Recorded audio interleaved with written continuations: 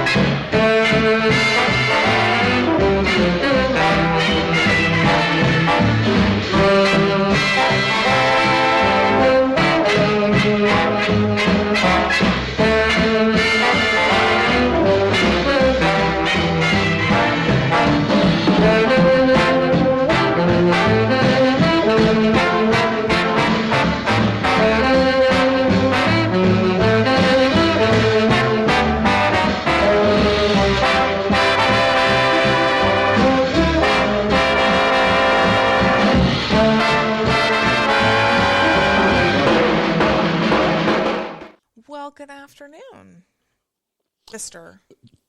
Jacoby. Hello, Miss Rachel. Hello. How are I'm good. How are you? you? Well, we're fine. We're broadcasting from our new studios. It's beautiful here. Oh, it's like a Ritz-Carlton. I know it is. I feel really good about it. But I was getting a massage, and then, the bartender was out. But, that's why you, I see. It is a lovely setup. Yeah. Our old pal, Dave Pendleton's with us. How are you, Dave? Love it. I'm doing very well. Good to see you. David was with us at the Mother Station. Did you hear me talking to Rosie about that? No. I was congratulating them because when we left the Mother Station after we had slept with the Queen, or actually I phrased it correctly by saying after we were royally screwed, and we and Bill and Michael Olson and Rosie put this together, and I'm sure there are a lot of grateful people, including ourselves, for that. Anyway, welcome to Raising the Standards, David. It's nice to see you. Yes, it's good to be on this side of the glass. It is, yeah. Without having to the glass. Without having to pick up a phone to talk to someone. Or be an octopus at the same time. Yeah. Well, David's working in TV now. He is. He's big time. That's why he combed his hair. Did he tell you about that? Yeah. Every time I see him. You know he knows Gina. Yeah, he says, I'm in TV. I know. Yeah. Did you know that he knows Gina? Gina. Yes. Vecchio. I know. Have you seen her? I've seen, yes. We love her. Which is a nice lady. I know. Good show today. We will remember the great Willie Mays with our dear friend Jeff Idelson, former president of the Hall of Fame, and a big part with our friend Gene Fruth of Grassroots Baseball. We'll talk about he was a good friend of Willie's, so it'll be very interesting. That came as, I guess, 93, it comes as not unexpected, but the pouring out of response at his passing was quite moving. We got a little musical tribute to him, and then we'll talk to Jeff. You're listening to Raising the Standards, radio's and the Internet's finest hour. Anywhere.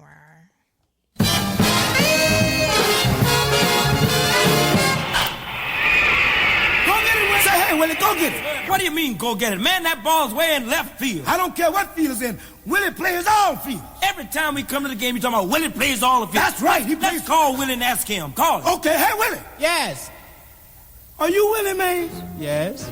Whose ball was that? Why was it? In left field. Well, that's Irvin's ball. I told you that. Every time we come to the game, we got to talk about it. The next time I'm going to sit in the grandstand. Say, hey, fellas, what's your name?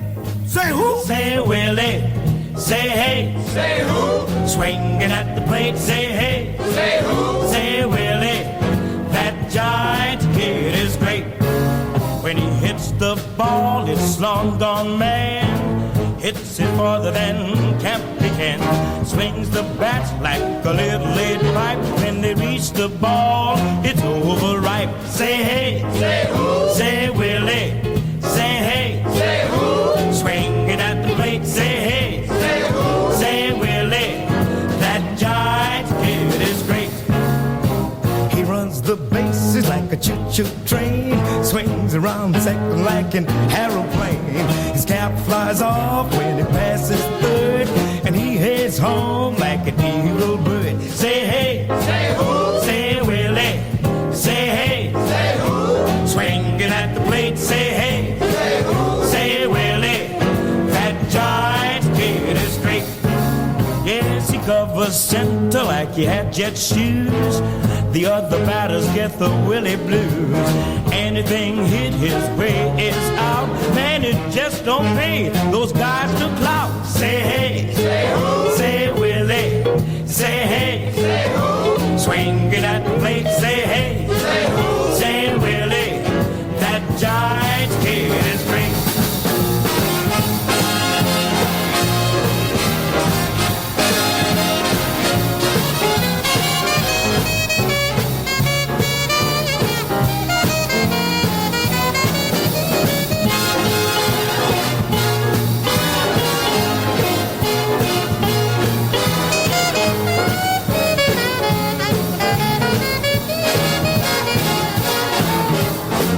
Willie served his Uncle Sam. He left the Giants in an awful jam. But now he's back, and he's Leo's joy. And Willie's still a growing boy. Say hey, say who? Say Willie. Say hey, say who? Swinging at the plate. Say hey, say who? Say Willie. That Giants kid is great. That Giants kid is great. Say Willie. What you gonna say? Say hey. The great Willie Mays, who passed away last week at 93. It was particularly sad. Our buddy Ted Burke, who of course owns Shadowbrook. I had a drink with him, I guess, about 3 weeks ago, right after he was on the air with us. Yeah. And he was going back to that game on Thursday night. And he's been a Willie Mays fan since he was a kid. Wow. He says, I'm going to be able to see Willie.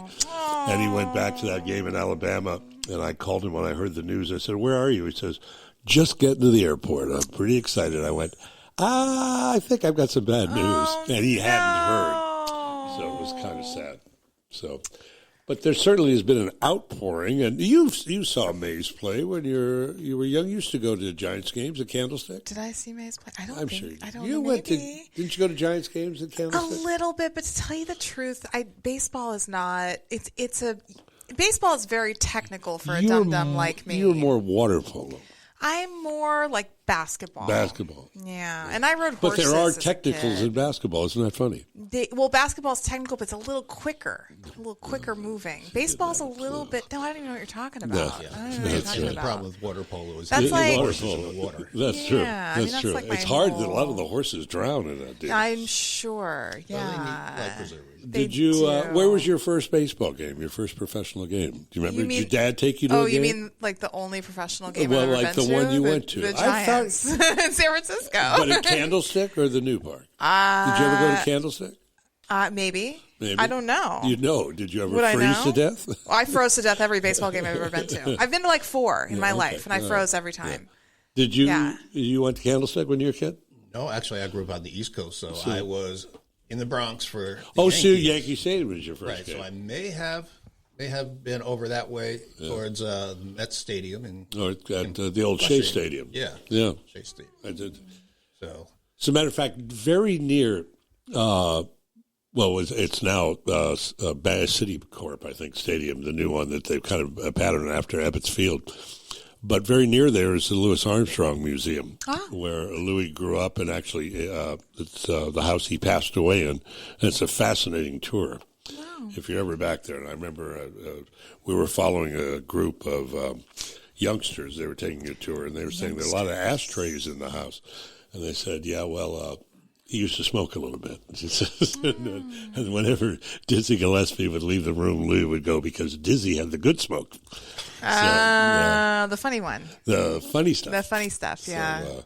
So, is Jeff on the line yet? Not yet. Well, I I'm bet keeping he's an eye close. on him. Oh, he's close. He's close. Yeah, he's probably just getting to the airport.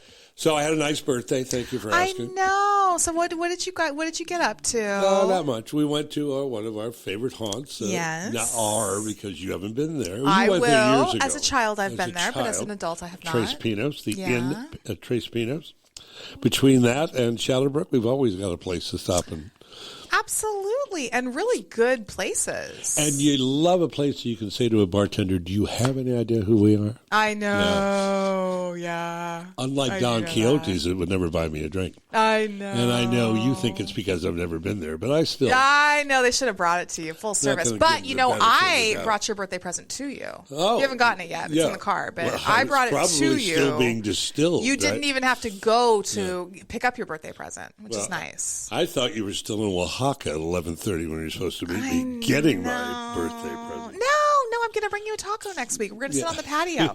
This place has a patio. Can we say where we're at? I think so. Oh. Well, where are we? I don't know. No, we're in Santa Cruz. We're in Santa Cruz, but it's just we used to when Santa Cruz Voice first started, it was at your office. Yeah. And, that's why the leaf blowers. That's why the leaf blowers came by, and now, boy, we are. It's like the Jeffersons. It's like the big time. We have moved on up. Oh, we have really moved on up for sure. That's lovely. Yeah. So anyway, and you're working for KSBW. That's who pays me. That's who pays. That's what it says on the pay stub. It says that I think I'm working for Disney Corporation, pretty much. Yeah. So that kind of sums it up. Now, do you get a discount at the theme parks? I could if I was interested. Yeah. Is it Disney? They own everything. I didn't realize that. So interesting. They're very intertwined. They've done well, haven't they? Yes. Disney has indeed. You know what I heard the other day? I'm still waiting to meet Patty. Patty? Patty LuPone? No, Patty Hearst. Patty Hearst. Oh, he's on the line. Yeah. Really quick thing on Disney. Yeah. I read that Disney, the characters, so the people who dress up like Cinderella and Moana, and all the Disney characters, the face actors. Okay, cool. They are not allowed to break a hug first. You have to let the child break a hug.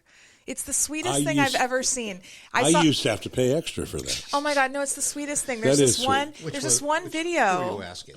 And I saw a video because I was kind of looking at it afterwards, and this little girl runs up to one of the actresses. I think she was, and won't let go. She won't let go. And the woman just hugs her for like 5 minutes, and then all of a sudden she goes, "Wow, this is the longest hug I've ever had," and it was so sweet. I just loved it. Anyway. Someone that Speaking of sweets, we regularly hug, albeit virtual, is our dear friend Jeff Idelson, who is with us on the line. Hello, Jeff. How are you, buddy? Hello, Mickey. Is it your birthday? It was. It was a couple of weeks ago. We should haze him. Happy birthday, belatedly. Well, I'll have to buy you a drink at a bar. I know exactly who you are. And you know exactly what I drink. It's great to be with you. Well, Rachel. it's good to have you, and Rachel is here along with our friend David, and we're going to talk a little bit about Willie Mays. First of all, condolences to the family of baseball, in particular to the Bay Area, because he had such a profound effect, and so many people we know obviously grew up with he as an idol. And I remember, and I mentioned this on Facebook, I was well into my 40s when Mickey Mantle died, and I shed more than a few tears. And that was really profound and moving, the response to his passing. And condolences to you, my friend, because you were a friend of Willie's. Tell me a little bit about him. Yeah, it's interesting when you work, as you know, Michael, in an industry. The years kind of tick off, and you don't really think about it. You just develop these relationships become friendships when they last a long time. And yeah, I got up this morning and realized that I had known Willie Mays for half of my life, which is a long time. And this is a guy that as big a figure as he was, as public as he was really approachable in a lot of ways, and had a soft spot in his heart for kids. That was big to him, was empowering kids and through the game of baseball. And he really had a zest for life. And, coming out of Alabama, Westfield, Alabama, where he grew up, to make it in New York and then come to San Francisco, really says a lot. And, integrating the game early, not long after Jackie Robinson, he went through a lot and had really an entire nation on his shoulders of African Americans who loved the game, along with Aaron and Larry Doby, of course, and others, Don Bankhead. But he excelled and did it at the highest level for an awfully long time. There are two people in my life that come to mind that I so admire and would have loved to lead their life. One is a good buddy, Paul Spangler, who was the vice president of golf at Pebble Beach, which is a pretty good gig. As a matter of fact, when he was growing up, he was a liquor salesman in Hawaii. How tough a deal is that? The other one is you, Mr. Idelson, who has been the former president of the Baseball Hall of Fame in Cooperstown and now with Grassroots. And you have talk about walking among immortals.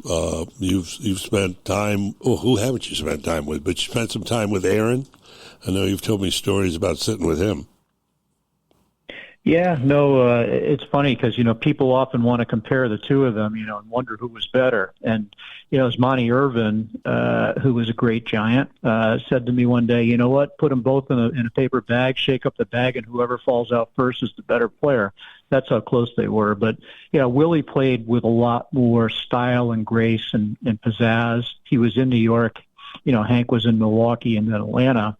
But both of these guys, not only were great players and great human beings, but they really wanted to see the game grow and excel. They gave back for decades to the game that gave to them.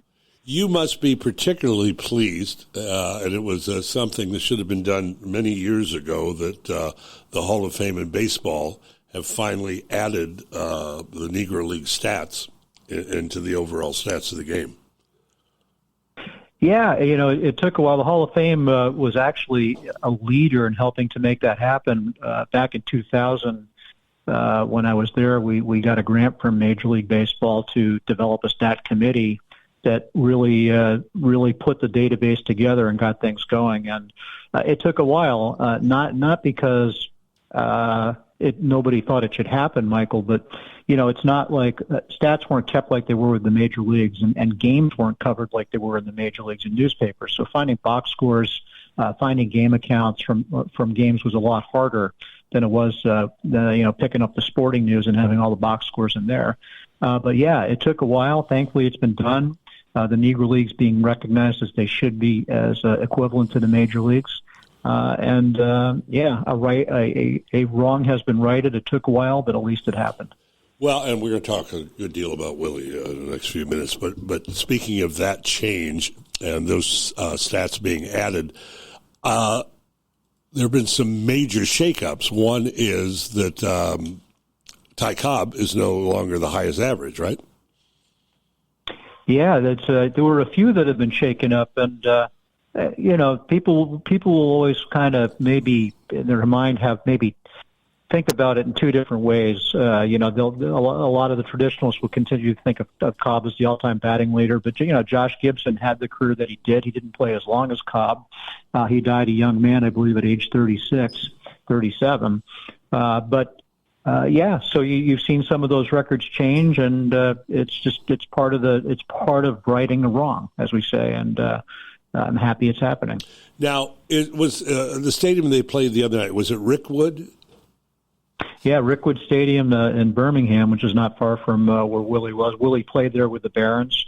He was a young man. He was 17. It's the oldest stadium left in America. And MLB did a great job in renovating it and having the game there. But Willie played in center field, and his dad played in left field. And I asked him once what it was like playing with his dad, and he said every time he looked over his dad kept motioning him to come over and cover a little more ground and a little more ground. And Willie kind of at one point wondered what his dad was even doing out there because he was catching everything. But he had the opportunity to play with his dad, who he revered. His dad had no money, but he made sure he had equipment. He knew how important baseball was to Willie, and it was his relationship with his dad that really got him off in a big way with making baseball a career. And you mentioned what a nice job Major League Baseball did, as they do with the Field of Dreams game. But it was particularly interesting to me. They had Big Papi, Derek Jeter, and Rodriguez there. And they had Reggie on. And Reggie, like Barry Bonds, is you need to kind of be patient and put up with him on occasion. And I'm being pleasant about that. But I've never heard Reggie more emotional or more I mean, my God, he was talking about if it hadn't been for some of those guys down there, he'd been hanging from a tree. That it was very moving. Yeah, when you talk to Reggie, you always get the unabashed version. There is no censorship with Reggie, and it was a history lesson. I mean, he said something. Sure, it was a love fest, bringing everybody back together, celebrating the Negro Leagues, honoring Willie. But Reggie rightfully talked about what it was like, and it wasn't pleasant what he went through. And I think for a lot of people today, having that little bit of a history lesson was a good thing. And the whole idea of those guys, like, as I say, Big Papi and Rodriguez, looking at those buses. I mean, those guys, and we have for years, been so used to chartered flights and being bowed to everywhere. I mean, these guys would ride 16 hours in a bus without a bathroom and then stop at a place and maybe not be able to use the bathroom. Extraordinary. Yeah, it was a different era, and it was truly about, for love of the game. And, it was not a great time in American history. It really wasn't. Segregation was brutal. Yeah. But, these are the guys who paved the way for desegregation. And, of course, that came with Martin Luther King and Jackie Robinson and so many others. But, what they went through was not easy. It was really not easy, and the expectations were high that they were going to play well out of, falling or pouring out of a bus, as you say, after 16 hours, where maybe they weren't even welcome in places they wanted to use a restroom or eat or sleep. Well, we on our Raising the Standards page, talking about today's show, there's a photograph of you and Willie, and you guys spent a lot of time together. In those quiet moments, what were the conversations about? Almost all about baseball and family. I mean, those are the two things that mattered to Willie. He'd always ask me, a lot like Buck O'Neill. Buck O'Neill was very similar. And Willie cared about, he mostly wanted to talk baseball. He wanted to know what was going on at the Hall of Fame. He wanted me to give him a blow-by-blow of how every living member was doing, what their health was like, what they were up to. It was his way of staying connected with, his contemporaries. And he also, he'd also cared about family. He knew that he and my mom shared the same birthday, and he'd always ask me about my mom, which was great. And he had a big zest for life, and he loved going down memory lane, especially in the last year or two. Talking about the Giants of the 50s and 60s in New York, and then San Francisco mattered to him, and really brought back fond memories, thinking about his teammates and how much he loved playing. And people, I won't say they forget, because if you're a diehard fan, you'd be aware of it, but it surprises people sometimes to know that that Mays was on deck when Bobby Thompson hit the shot heard around the world. Yeah, I mean, it would have been interesting to see what happened, but, the great Scotsman, Bobby Thompson, who came to Cooperstown, I had a chance to meet him. His bat is there. Hit that great home run, and I think Yogi's still cringing. He's up in heaven. He was playing left field. Yeah, and I don't know if they would have been able to steal the signs for Willie as well. No, I shouldn't say that, but some things never change. Exactly. Rachel, you wanted to ask about something that's kind of close to your heart too. I was looking online too, and I wanted to ask about women in baseball. I'm loving looking at all these pictures on the Grassroots Baseball site, Jeff. Oh yeah, thanks, Rachel. It's funny because most people don't realize that girls play baseball. And when my Grassroots Baseball partner Jean Fruth, who you've had on with me before, she and I co-founded Grassroots Baseball 5 years ago. Embarked on this project. We're doing a book and a documentary on the past, present, and future of girls and women in baseball on and off the field around the globe. And when you tell people, yeah, we're going to do this girls baseball event, they say, oh, softball? It's like, no, not softball, baseball. And the girls' game is big outside of the U.S., more so than in the U.S. But Women's Baseball World Cup is coming up next month, and the USA team is stacked. And looking forward to seeing what kind of damage they can do on the international stage. I know the LPGA did that great series on, she plays just like a girl. And wouldn't you love to? Oh, dear. So give us a quick update on the book. How close are we to that being released? Yeah, so we're moving full steam ahead, and I think by the fall the book will be out, and along with Gene's first two books, it'll be a great photography book that sits on your coffee table. The only difference is this book will be chock full of women and from around the globe, and really a salute to the progress being made. And our goal overall is to shine a positive light on the girls and women's game and see there be some growth. We'd love to be part of the change that helps more girls and women have the opportunity to play the game. Do you have a projected date that it'll be out? Not at this point, Michael. Sometime in the fall, hopefully, okay. Maybe around the World Series, sometime like that. Well, I know we'll hear from you and you'll announce it here. Absolutely. We want to help raise the standards for what you do, and certainly Gene does. If folks don't know Gene Fruth, one of the preeminent, maybe the preeminent, not just baseball, but baseball photographer, but also sports photographer. Her work is absolutely extraordinary. Yes, I couldn't agree with you more. I'm fortunate to have her as as a grassroots baseball partner, and the way that she brings the game to life through photography is amazing. It never gets old to me, and her ability to photograph children playing baseball and really show them in a heroic state, it really brings a smile to my face every time I see one of her photos. Were you? I mean, I think everyone expected people to respond to Willy's passing, but I was kind of blown away. I mean, it was really wonderful how much coverage it got of the cover of the Chronicle and the wonderful pictures, the wonderful tributes up at the stadium in the city, or up at Oracle. That was very moving.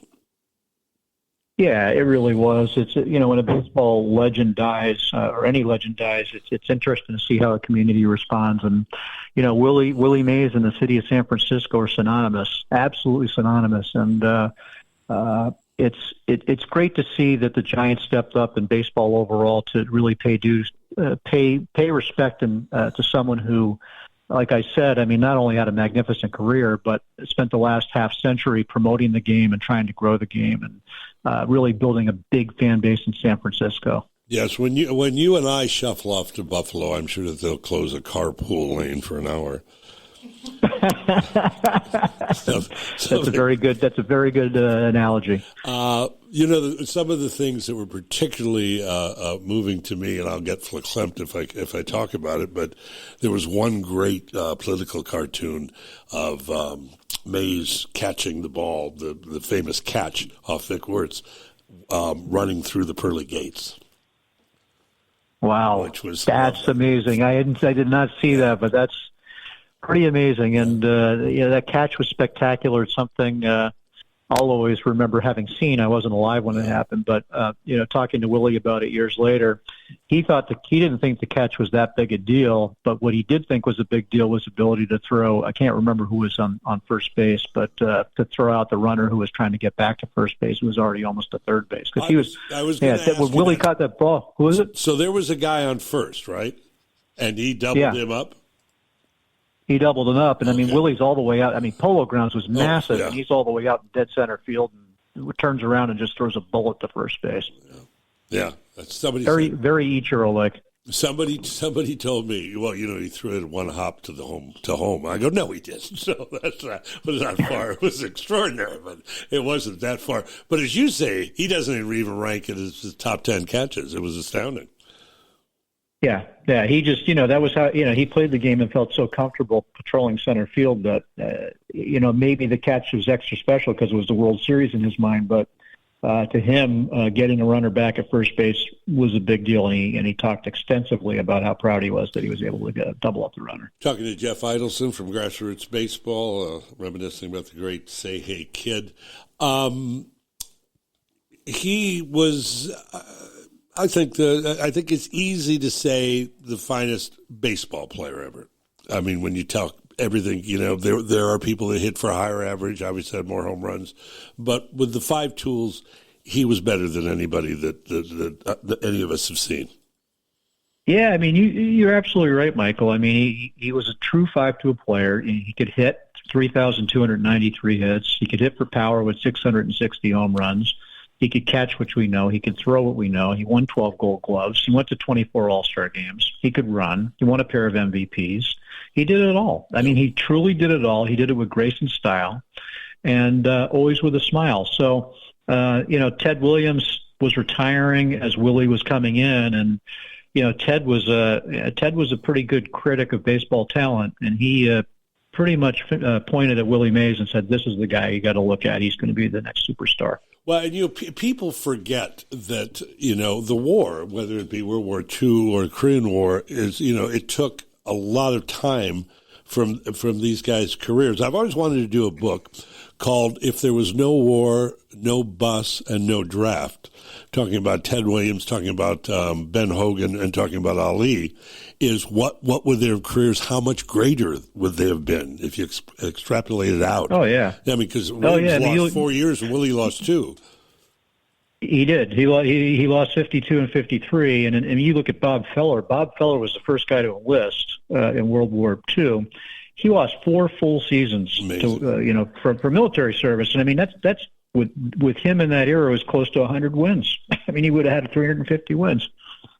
Well, as we thank Willie and remember him, we thank you, Jeff, because you have always been and continue to evolve even more into an ambassador of the game, whether it's for people out on Route 66 in the middle of nowhere in sand lots with makeshift fields, or it's young women, or it's in Cuba and rookies. What you've done is extraordinary with Gene, and on behalf of all of us fans, we do thank you for that. Thanks, Michael. I mean, at the end of the day, Gene and I are both fans as well, and any way that we can share what we see with everybody else so we can all enjoy the game a little bit more is what matters to us. I have never heard a compliment received better than with the phrase, "Oh, my." I know. Loved it. Jeff Idelson, we love you, and we love hearing from you, and thank you for sharing those thoughts about the great Say Hey Kid. Hey, it's my pleasure. It's always great to be with you and Rachel, and I look forward to our next encounter. Thanks, okay, Jeff. Take care, buddy. Take care. Talk to you soon. Love to Gene. Bye-bye. Bye-bye. Thanks. Good guy. Yeah. What a guy. But what, David, I mean, how tough a gig is that to be the president of the Hall of Fame? I mean, it's something that you just... Now, did you ever go when you lived in New York? No, I didn't get that far. That should be on everybody's bucket list. It is a remarkable place. Poor Rachel, having hung out with me all these years, her bucket list now, she's got the Hall of Fame, she's got New Orleans. I know. You got Trace Pinos. It's such a big list. Yeah. It's a big list. It's a big list. Trace Pinos I could make happen. Yeah, you could probably make that happen. Yeah, the Hall of Fame, all that. Maybe I could do that. New Orleans, you got to make happen. New Orleans, I have a friend who really wants to go. Speaking of New Orleans, we're going to hear in a couple of weeks from John Fitzpatrick. We'll get an update on what's going on. Have you been to New Orleans? Not yet. I'm waiting to go to Congo Square personally. Yeah. Well, it's Rachel just slam dunk a can. How do you know that was me? That was good. That was good. There was nothing but net on that throw. You didn't see who that was. The food. That's why you need to go to New Orleans. Beignets. Oh, forget beignets. Okay. The charbroiled oysters, the red, See, black and red fish. That's or is it good the red to and black fish? know. I'm not sure. See, I'm more of a savory person than a sweet, so that helps because people always say, "Oh, the beignets." I'm not gonna. It's like a donut, right? I'm not gonna eat that. There's no way. Yeah. There's no way. I want like food. You know. And you're food. You have made that painfully clear. I mean, I'm starving right now. I want food. Yeah, anyway. Real food. Yeah. So what else is okay? You haven't seen Unfrosted yet. You're killing me. No, but I saw Presumed Innocent, and I just started watching. How many episodes? There's 4. Well, there's 4 episodes, and I think I got like part of the way through episode 4 and fell asleep. So I have to go back to episode 4. Did you watch the first 3? I watched the first 3 for sure. What I do is watch the pilot first. Oh, you do? Yeah, I find that's the way to do it. You tricky trickster. I am. No, I watched the first 3, and he's cut. Have you noticed that? Cut. How you pronounce it? Gyllenhaal? Jake Gyllenhaal. Gyllenhaal. Did you see... Maggie Gyllenhaal. You've seen her? Naked a lot. Have you seen her? Oh, yeah. She was in a series, and I can't remember it. I'll look right now. Yeah, but she was in a series where she was buck naked a great deal. Naked? And I'm relieved it wasn't you. Do you binge stuff much? I binge old movies. Oh, yeah, that's right. The Deuce. The Deuce, that was it. The Deuce. It was about porn. It was about was making the porno worker. industry, yeah. Interesting. Okay, so because here it says, too, this is an article, Maggie Gyllenhaal explains why she's so comfortable doing nude scenes. Yeah. She played a sex worker in an emerging pornographic scene in 1970s New York. It's an HBO show. I didn't see The Deuce. She had to do a number of nude scenes, something she's entirely comfortable with because of her understanding of the part. Here's the trick. You have to look at a sex scene as an opportunity to express things that can be expressed best when people are in love. Okay. Oh. Cool, girl. That's kind of the way I look at it. She also has a good body, too. She, so yeah, I like, think that... Whatever. Well, like, I don't know. Her brother, did you see the remake of, what was the Patrick Swayze film? Roadhouse? Oh, no. Oh, have you seen it? He is. No. I know it's in color. You wouldn't see it. But he... God, it's not grainy. David hasn't seen it. But he is cut. They both are cut. The other character in Roadhouse is like a martial arts guy. Really? Yeah. Oh, I'll look right now. What is it? Jake Gyllenhaal. Yeah. Oh, I see. It's a 2024 film. No wonder I haven't seen it. I haven't seen it. Oh, we know why you haven't seen it. It was made this century. Oh, Conor McGregor. Yeah. Oh, yeah. He's a Post Malone is in this movie. This is a movie. Wait, what? There's a lot of people in this movie. Post Malone? Oh, yeah. I'll see it. Okay. So, also, since we're talking recommendations, Hitman. Have you seen that on Netflix? You would like it very much. As a matter of fact, we're going to do a song. We'll do it right now. This is a movie. Yes, but their soundtrack. Dangerous. Their soundtrack has a version of Cast Your Fate to the Wind by Alan Toussaint. And let me find it here, and we'll do a liner notes if you could get that ready. Oh, wait, what am I? Oh, yes, I have it ready. Now, it's been a good while since a friend of mine, in the throes of a pandemic, suggested that I do weekend liner notes. And doing it every weekend has been a great fun. I've enjoyed searching for new music and rare performance videos. I trust that you folks have enjoyed it as well. First, a little backstory. In the late 60s, yes, I was still in high school, either a junior or just having started my senior year, I used to drive to Palo Alto to see Vince Guaraldi at a small club on El Camino Real called Butterfields. Yeah, I was underage. In fact, it was during that time period that I would stop by the Poppycock to see Mose Allison. Cheap, no cover, and they didn't check IDs. What possibly could go wrong? But as I'm fond of saying, I digress. Today's tune was written by the aforementioned Vince Guaraldi. Cast Your Fate to the Wind was released in 1962 on the album Jazz Impressions of Black Orpheus. It received a Grammy for Best Original Jazz Composition the following year for the Guaraldi Trio. Lyrics were added later by Carol Warber. A month of nights, a year of days. October's drifting into Mays. I set my sail when the tide comes in, and I just cast my fate to the wind. This from 1971, New Orleans son and icon Alan Toussaint with a very tasty rendition of the tune. I heard this the other day during the closing credits of a film called The Hitman. Good flick, great soundtrack. Enjoy.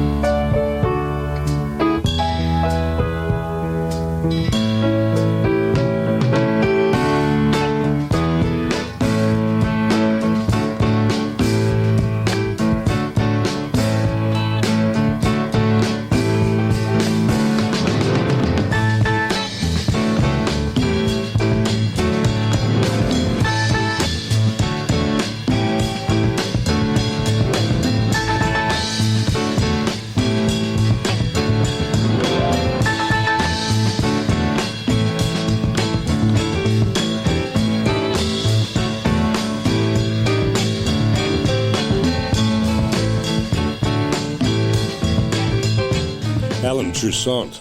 I love that. Isn't that nice? So good. Cast your fate to the wind. I love anything with a big piano. We exactly. We you know what I mean? We were chatting. I do know that, but we were chatting.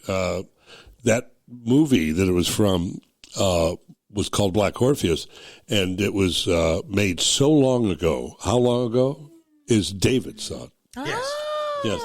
It was in black and white. That. Snap. And it was an epiphany. If I had a buddy who he saw it, didn't know anything about it, who saw it at that period in the 50s, and it's the first time you heard Wild Gilberto and all the great bossa nova people, and all the great Portuguese music. It's amazing. Oh yeah. Yeah, it was the start of the whole thing. So you've got a hat on. I do. For those at home. You commented on it. Yeah, for those folks at home going, I wonder what Rachel's wearing. Yeah, I'm wearing a hat. Rachel's wearing Peter Max today. And you have a hat that has a bass on it. A bass, yeah. And I thought it was from the Bass store. Bass Pro Shop.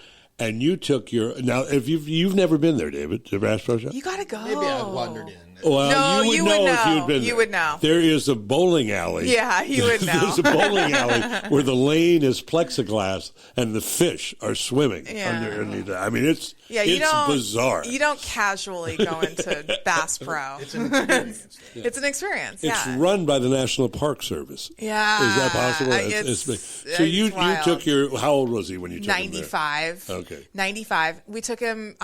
he got in one of those... They have scooters there because I think they know their audience. They know their market. Mm-hmm. They have scooters there. So I put him in one of those scooters, and he was... They have gun rests on the wall. Oh, yeah. There's a rifle rack on the back of your scooter.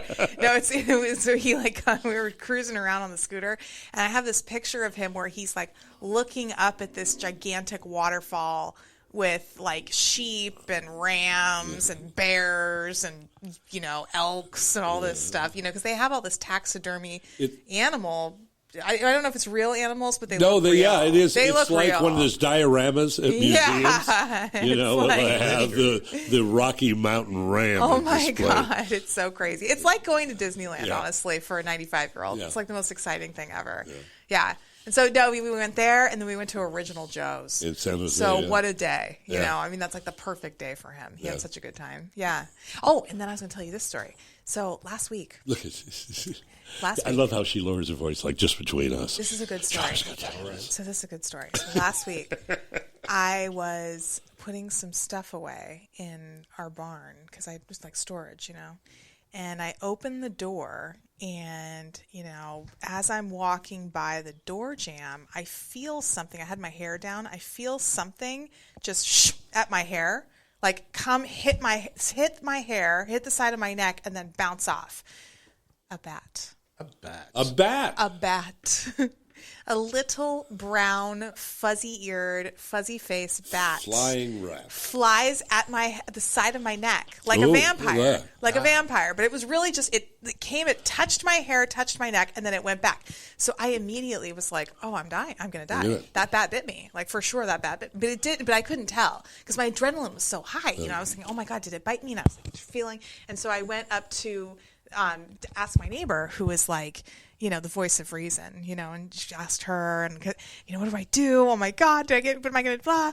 And then she looked and she was like, no, it didn't bite you. There's no puncture mark. And I was like, what about my scalp? You wouldn't see it on my scalp. And she was like, well, but I thought you said it hit your neck. I said, well, who knows, So, but he was so cute, just this little guy. He was all tucked in there. And then she told me that's a misnomer. They typically don't carry rabies. And then you also have the whole idea of dealing with being the undead. I know. Well, I've noticed. And the life of immortality. So cute. Did you notice how we had to paint the windows black when she came in? It's funny. So my neighbor, she tells me, oh, you're fine. Don't worry about it. Go about your day. And then that evening. She crossed herself and threw holy water on it. And then that evening at like 7:00 at night, I get this, hey, how you doing? And then this big picture of Batgirl. She's like, have you changed yet? And I was like, no. It was really cute. But it was a really cute little bat. I mean, bats are cute. Oh, they are so cute. As individuals. They are so cute, but I scared it. I mean, I scared it. It scared me. We had a little thing, and then, it left. It flew away, but it was sleeping in between the door of the barn and the door jamb. Right. Just a little teeny tiny. I mean, we're talking like what could not be more than an inch. maybe an inch and a half. Hanging upside down? Hanging upside down. That's how I see it. So cute. Really, really cute. With this little kind of, like a little puppy face. These little puppy, like kind of bear ears. They have like bear ears and the little puppy snout. It's so cute, but so scary. and great white teeth. So scary. And these little teeth. Yeah. And then I was looking at it. I was like, did you bite me? And it's looking at me like, get out of here. You're scaring me. I was sleeping. And then I came back later. And here's a cinema trivia question. You both being from around here should know. The great vampire movie that was made in Santa Cruz. Oh, It's gonna be playing at the beach. Yeah. My friend and I were going to go. It was Lost Boys, right? Yeah. Yes. My friend and I were going to go to Kiefer that. Sutherland? Yeah, Kiefer. And who was one of the Phoenix boys in that? Yeah. The one that died, the one that commits OD'd or something. Cody. Was it Cody? Joaquin Phoenix. Joaquin. No, River Phoenix. River. Yeah. Cool. Yeah. That's a good movie. What an evolution. That was a good movie. Yeah, that was a good one. So what film have you discovered most recently that just blew you away? It's like Metropolis or something that you hadn't ever seen. I would say Fury. Now it's by Fritz Lang. You mentioned Metropolis. You don't mean Fury, the new one with Brad Pitt about the tank drivers? No. Okay. This is with, I believe, Henry Fonda. Oh, really? Interesting. Yes. Okay. And so, but it's directed by Fritz Lang, and it takes place in where a town gets out of control. I thought it was very germane to the current times where this town gets... country out of control, yeah. Exactly, because it dealt with mob mentality and how people... And this is Fritz Lang, who came from Nazi Germany. Exactly. Interesting. And he looked at a town where people just spread rumors. Kind of like Purge, that whole thing. You saw The Purge? No. Oh, that was a scary movie. Well, weren't there like 6 of them? What about A Quiet Place? I heard that was coming back. Quiet, I think the first, I guess there have been 3. But there's another one coming out, I think. Yeah. I saw that with John Krasinski. Is that Emma Stone? Emily Blunt. That's his wife. Yeah, they're married. Couple of program notes coming up on the 29th. That's next week. Adam Joseph, young man who actually I work with. He does social media for Rancho Cielo. Oh, nice. But he's doing some work and research in the background of Rambling Jack Elliott. You know Rambling Jack Elliott? Who was an icon in the Cannery Road days. Okay, cool. The 6th of... January, we'll talk to John Fitzpatrick about New Orleans, as we love to do.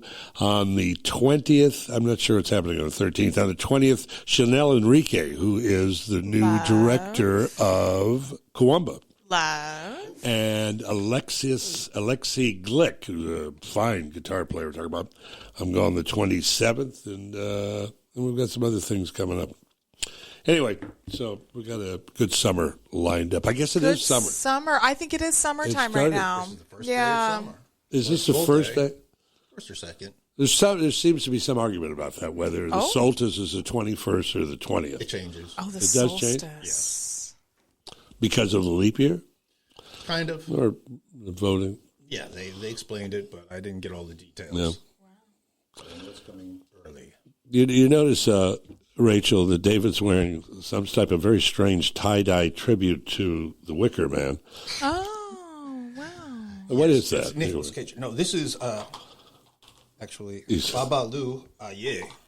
Oh. And that is one of the African saints. Oh. If you recall, Ricky Ricardo. Yeah, of course he sang Babalu. Yeah. Babalu. That was a Cuban pop song based on a sacred song of totally Santa cool. Maria. Look at this guy. God, he's like a historian. Bringing a little culture. I in know. Here. Really cool. Ricky's also the guy that said, Lucy, little Ricky's on fire. Desi Arnaz. Which is one of my favorite shows. The little boy in the show was not their child, though. That was a It was kid. not? No, that wasn't their real kid. But didn't Lucy? She was on the show, wasn't she? Little Lucy. Little Lucy may have been on the show, but Little Ricky was not on the show. Little Ricky. But the little boy who played Little Ricky, though, was fantastic. I mean, you totally could. I mean, he was a wonderful little boy, but that was not their biological child. Well, there again. Yeah. This is the kind of reason I come in here. She was pregnant on the show, which was like monumental. Yeah. Did she eat all that candy? Oh, that was a different deal. That was a different show. And then stopping. Oh my God. You loved I Love Lucy. I did. So I had well, I don't have enough time for this story. I'll tell you next week. I Love Lucy. But I had a Seinfeld experience this week. I'll tell you about it next week. It's really good. All right. We got an A-Train? If I remember. God, it's so important. Yeah, we got an A-Train. Well, you watched Unfrosted because that was by Seinfeld. You probably will spur your memory. Will it? The A-Train is on its way in. Look at it clear the tracks. Is the train tracks come near here? I know it came right through the old studio. I know. We always had to really dodge. Just run. Anyway, do they have a club car? Yeah. As always, this show has been for Mark, for Georgianne, and for you. Till next Saturday at noon, right here at Santa Cruz Voice, and anytime on Spotify when we once again raise the standards. I'm Jacoby. I'll see you soon.